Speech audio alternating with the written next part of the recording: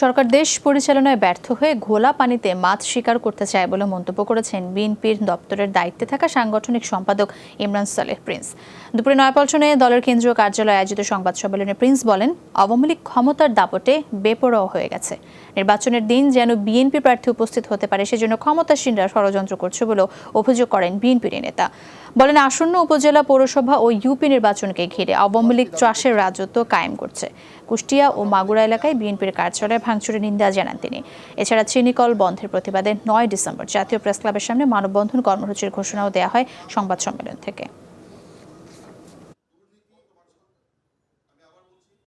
দেশ পরিচালনায় ব্যর্থ হয়ে সরকার পরিকল্পিতভাবে একটি অস্থিতিশীল পরিস্থিতি সৃষ্টি করে ঘোলা পানিতে মাছ শিকার করতে চায় এবং নিজেদের ব্যর্থতা আড়াল করতে এসব ঘটনা ঘটিয়ে জনগণের দৃষ্টি ভিন্ন খাতে প্রবাহিত করতে চায়।